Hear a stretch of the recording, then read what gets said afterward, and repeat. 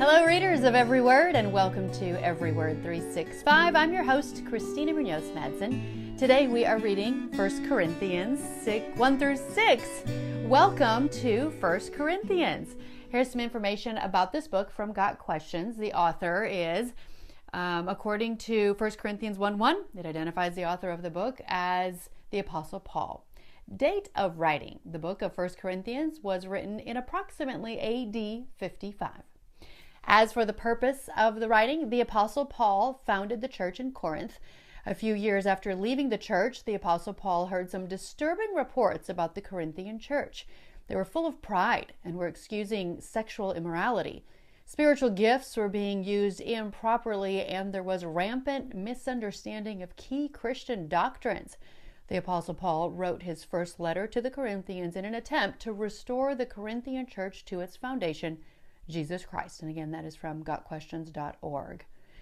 There are three kinds of people in the business world: those who make things happen, those who watch things happen, and those who asked, "What happened?" There are three kinds of people in the spiritual world: those who are spiritually dead, those who are spiritually immature, and those who are spiritually discerning. Which kind are you? That is from today's Daily Walk, which I, of course, have starred, because I think it's a great idea to really evaluate where you are in hopes of getting closer and closer to that spiritually discerning area. And reading through the Bible is a great way to do that. So once again, good job. Pat yourself on the back. Some of my favorite personal verses in today's reading include 1 Corinthians 1:25.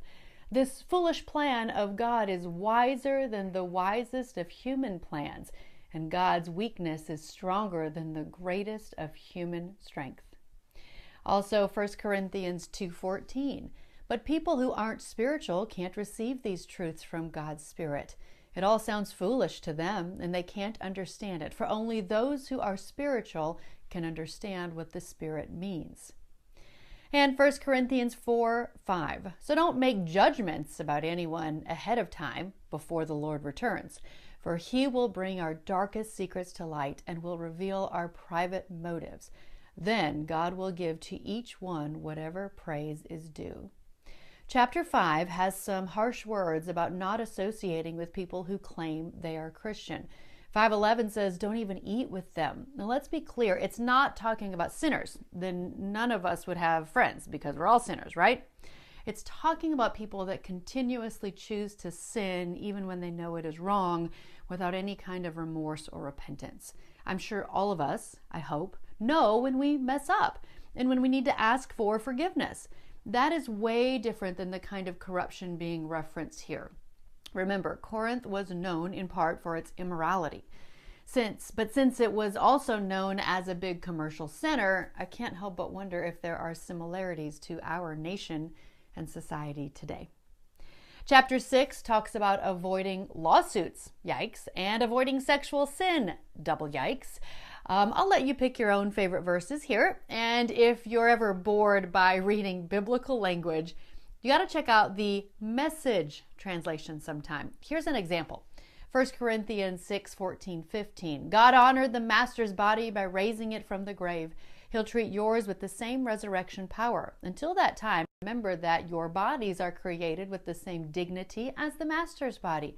You wouldn't take the master's body off to a whorehouse, would you? I should hope not. Now, please know that the Message translation can be considered to be controversial because it is a summary and not verse-by-verse translation. But every now and then, especially if you're struggling to understand what you're reading, it's a great resource and made to be presented in today's wording and style. Never thought you'd see the word whorehouse in the Bible, did you?